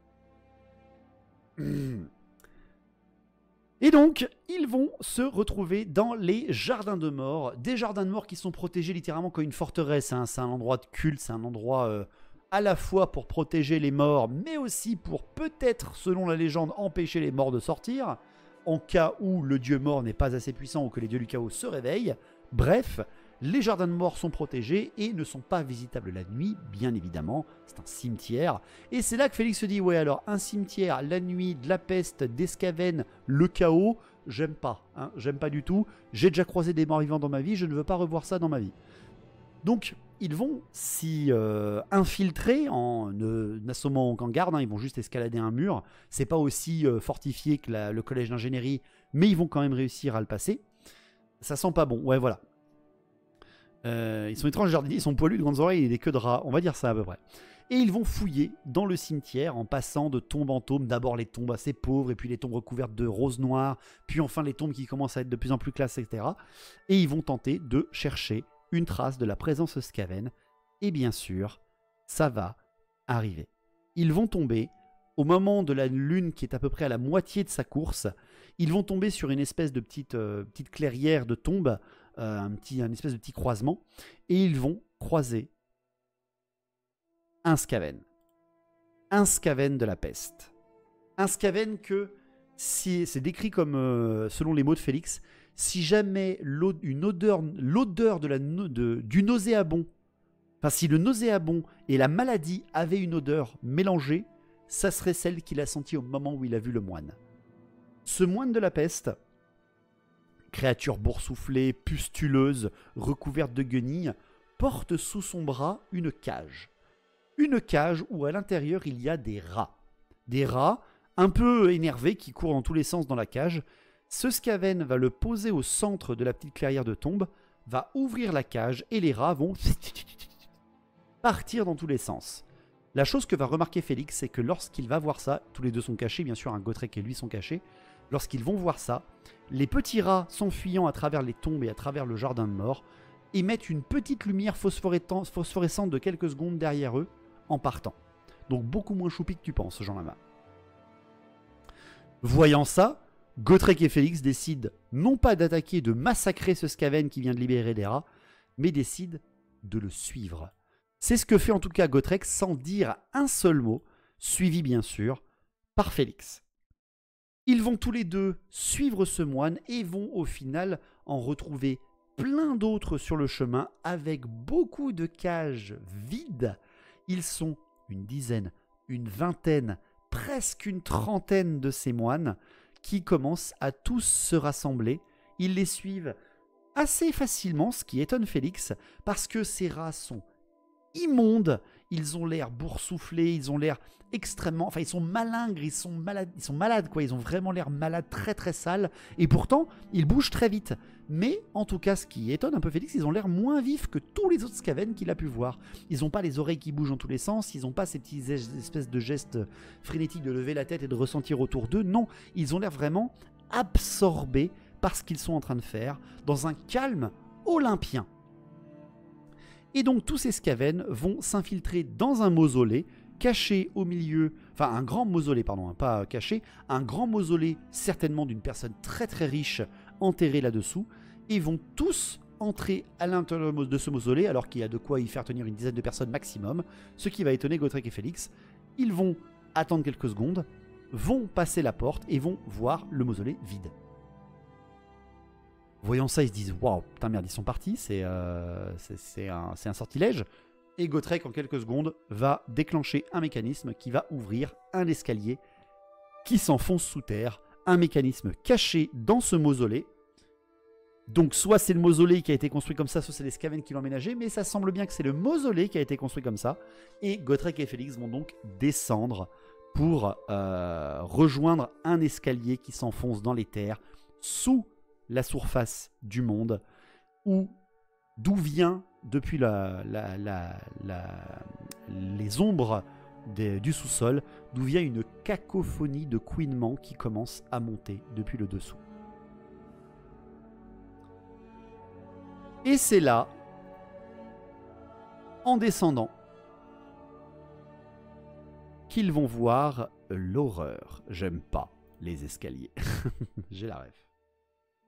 Alors oui, je sais, c'est Scrolk, mais bon, hein, vous ferez avec. Vous ferez avec. Et c'est là donc... Attendez, je vais bouger ma cam, vous verrez l'autre. Ça sera un peu mieux. Voilà.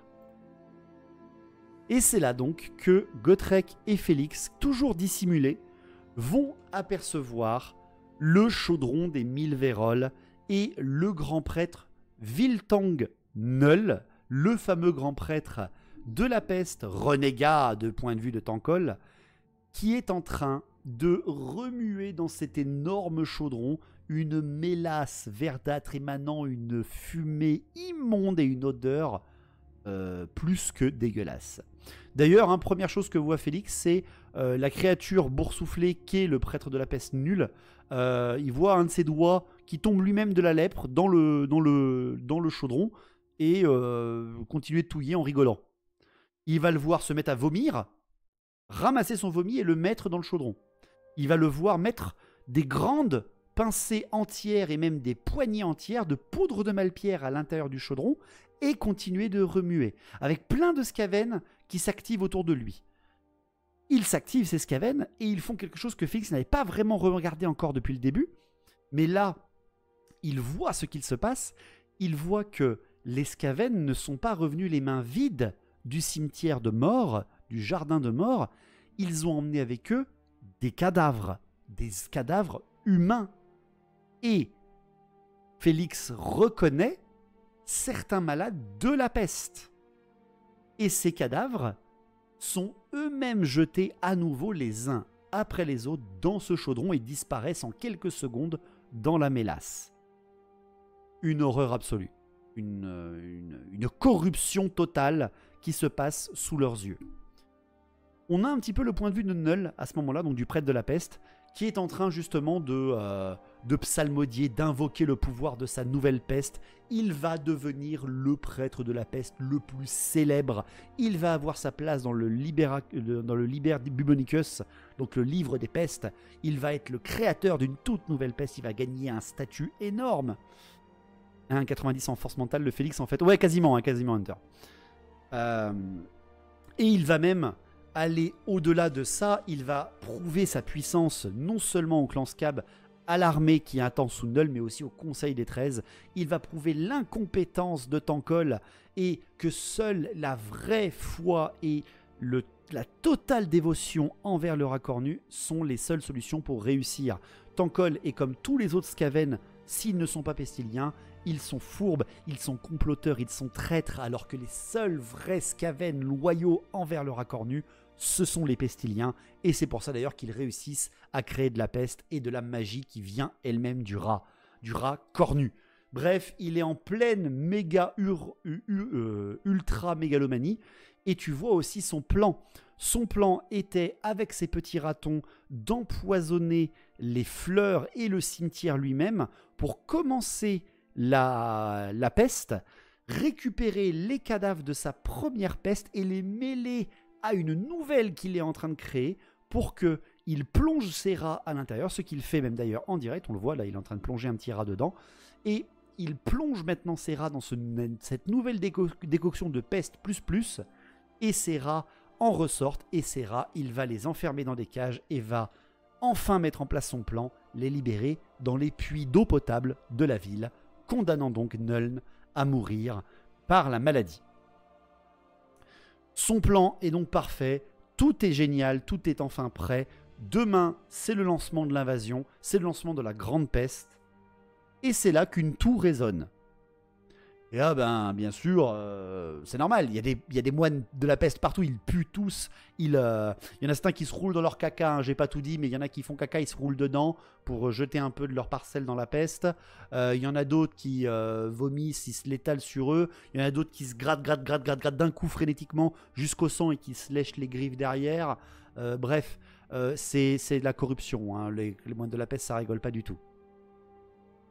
Et parmi tout ce bruit, toute cette cacophonie, les quintes de toux, les vomis, la gerbe, etc., ben le prêtre de la peste va entendre cette toux, une toux bien trop propre, bien trop forte, et tu comprends que c'est Félix, qui je rappelle est malade, qui vient de se mettre à tousser.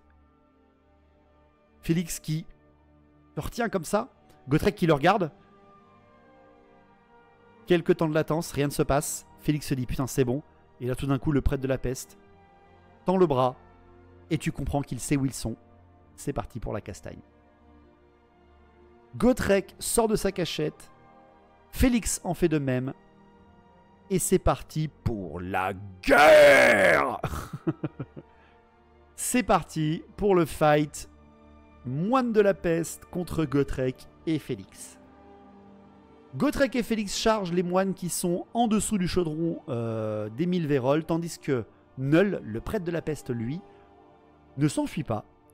Bien au contraire, il se met à incanter et en une seule incantation, tous les moines de la peste qui l'entourent se mettent à luire d'une lumière verdâtre et tout d'un coup, ils se mettent à devenir écumants, rageurs, totalement frénétique, avec une vigueur incroyable. Gotrek en éclate deux d'un coup, un seul coup de hache, et comme à son habitude, continuer de charger pour percer la ligne Skaven, pour que ça se passe comme d'habitude. Dès les premiers morts, les Skaven se mettent à hésiter et s'enfuient, et là, c'est tout l'inverse qu'il se passe. Gotrek, en 3 secondes, finit par être stoppé dans sa charge par les moines de la peste frénétique, et se met à être submergé par les Skaven qui l'englobent complètement, lui bloquent le bras, il y en a un qui se jette lui-même sur la hache pour que l'as le transperce lui-même et que la hache reste bloquée dans son corps pour qu'il ne puisse pas frapper ses collègues à côté. Bref, c'est pas du tout les mêmes combattants que d'habitude. Félix, lui, va faire face à son premier moine de la peste en one by one. Il va le planter 3 fois de sa lame en entier dans le bide et dans la gorge, et en étant au sol avec sa tête sous son pied qu'il force jusqu'à ce qu'elle craque, la créature ne mourrait toujours pas. Les moines de la peste ne rigolent zéro. Ils rigolent vraiment pas. Voyant ça, il tourne la tête à droite, Félix, voyant qu'il a mis plusieurs secondes à abattre son adversaire alors qu'il l'a planté 3 fois. Il regarde Gotrek est bloqué. Impossible qu'il s'en sorte tout seul, il va finir submergé. Face à lui, Félix, il voit qu'il y en a une dizaine qui approchent. Et en plus, il entend que d'autres moines de la peste arrivent par les tunnels adjacents. Ils sont déjà surbookés, enfin, ils sont déjà submergés. C'est la fin. Et Félix se dit, mais c'est bon, je sais quoi faire. Enfin, en tout cas, il n'emportera pas au paradis. Toi là-haut, t'es à moi.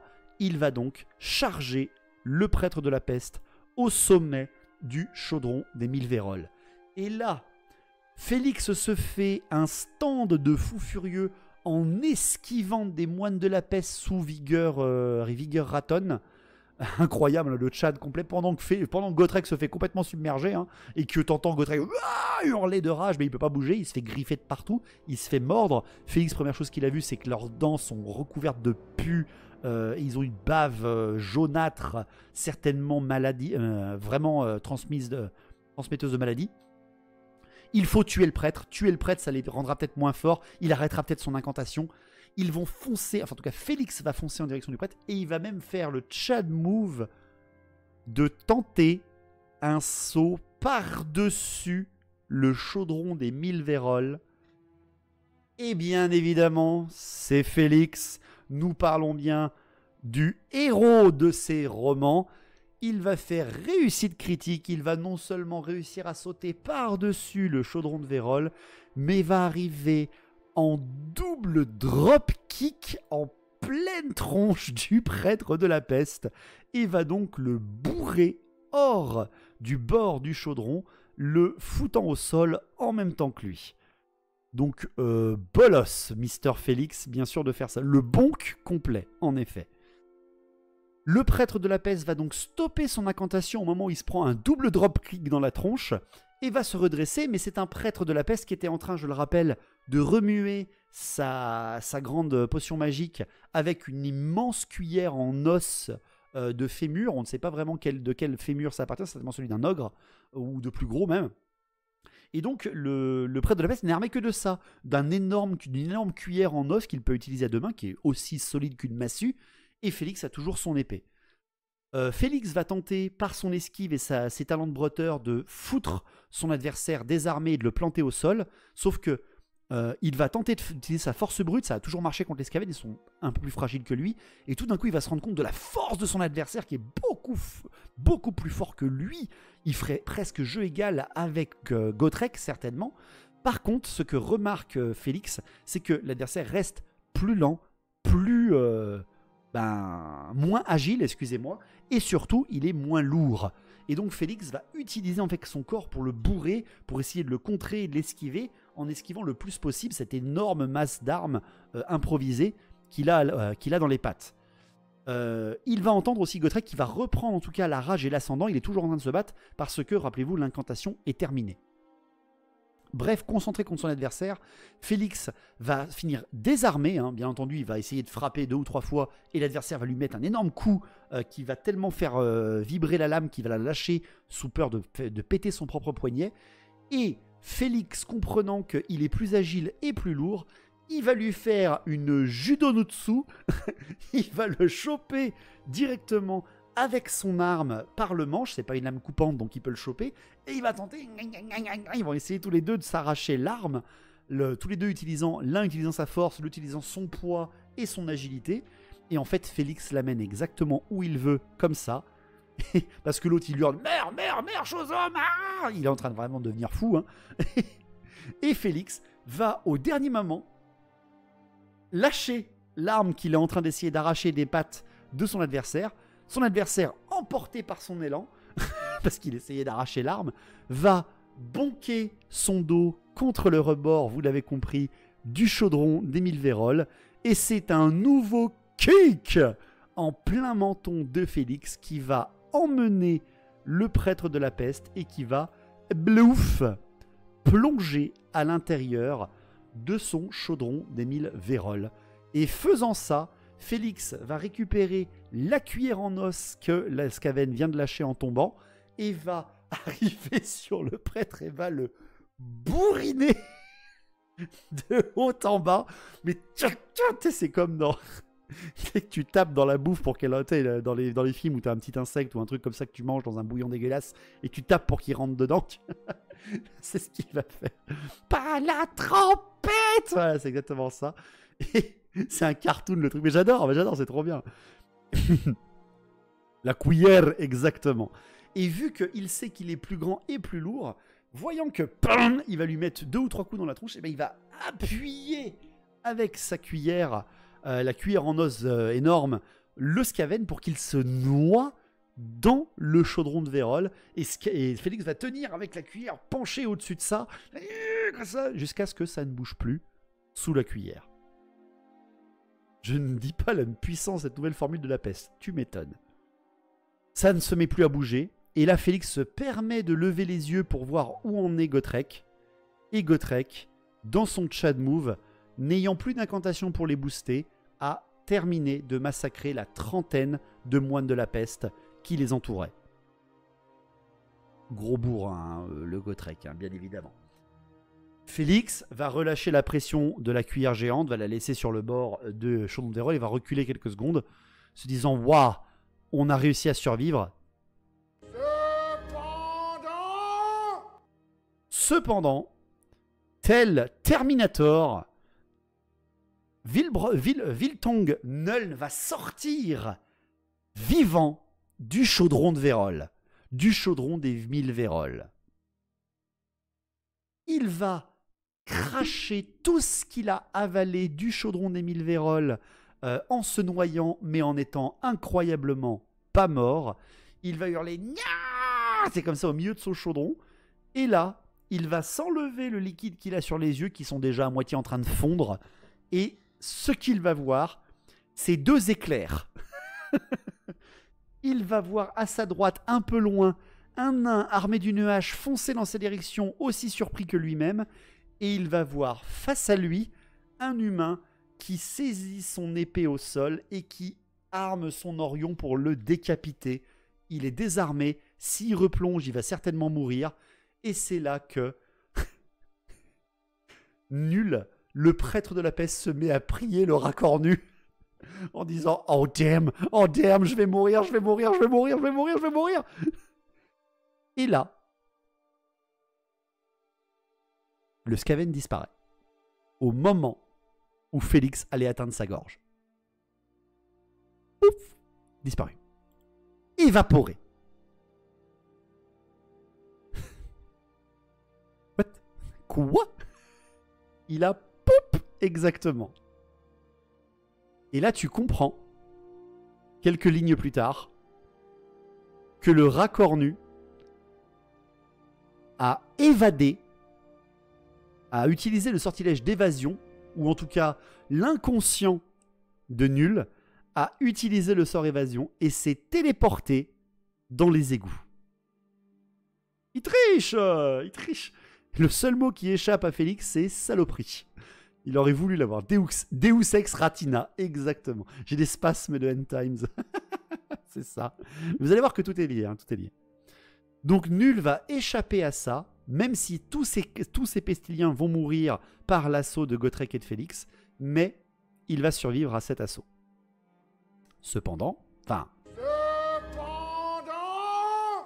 il reste un problème.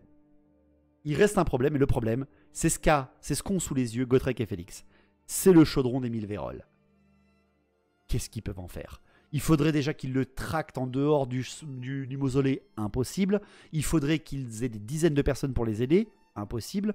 Il faudrait faire quoi de ce liquide? Le donner à des alchimistes pour qu'ils le purifient? Le jeter dans le rake? Qu'est-ce qu'ils peuvent en faire? Ils n'en ont aucune idée. Félix réfléchit du haut des plateformes, tandis que Gotrek ne dit absolument rien. Et c'est là que Gotrek a une idée. Gotrek, sans prendre connaissance des avis de Félix, Gotrek va tout renverser à la surface du sol. Le sol qui, on le rappelle, est un sol creusé sous terre, sous des cimetières, donc c'est de la terre, hein. Ça va totalement imbiber le sol qui va boire tout le récipient qu'il y a, enfin tout le liquide qu'il y avait dans le chaudron des 1000 Vérolles. Et une fois le chaudron vide, Gotrek va se mettre à frapper frénétiquement des dizaines et des dizaines de fois le chaudron des 1000 Vérolles.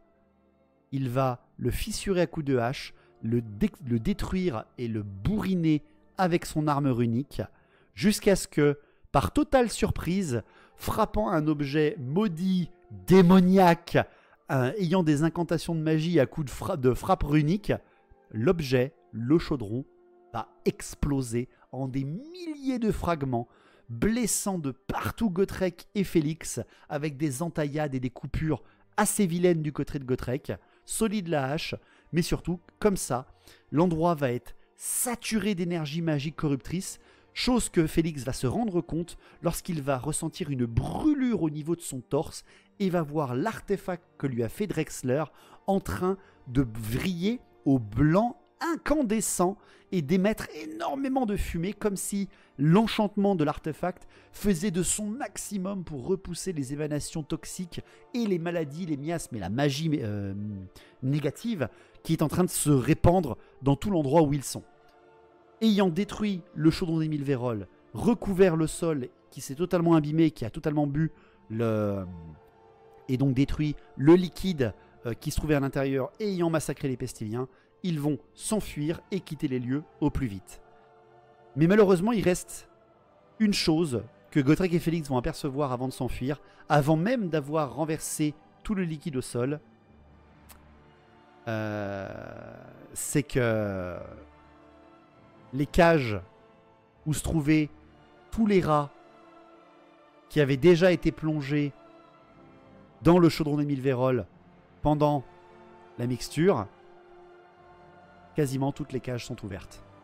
Et il n'y a plus aucun rat. Énormément de rats ont même disparu. Certains sont encore dans la salle, mais beaucoup ont disparu. Donc tu pourrais notamment faire cette série en animé. J'espérais un jour qu'on aurait un peu comme Vox Machina, une série comme ça. Et donc la dernière chose qu'on aura, le dernier morceau de ce chapitre, et bien justement, c'est Nul. Wiltong Nul, le prêtre de la peste, qui après avoir survécu incroyablement à sa décapitation excessive, est en train de traverser les rangs de l'armée de Tankol pour se diriger vers le camp de Tankol pour lui expliquer que Gotrek et Félix ont mis à mal et ont détruit son clan, ont peut-être même détruit le chaudron d'Émile Vérol, et que peut-être que Tankol est lié à ça. Il est fou d'une rage incompréhensible, bien évidemment. Je vous rappelle que c'est un fanatique du rat cornu. On ne peut détruire un artefact sous ses yeux. Et en plus, il a survécu. Il sait qu'il a été trahi, très certainement. Bref, un autre chef comme Esquite qui va devoir platement s'excuser de ses erreurs et de son échec. Mais le chapitre termine par Nul qui est tellement omnubilé par sa rage d'avoir perdu contre Gotrek et Félix qu'il ne remarque pas qu'à chaque fois où il passe, tout autour de lui, de plus en plus de Skaven se mettent à tousser, comme si une maladie commençait à se propager à l'intérieur des rangs Skaven.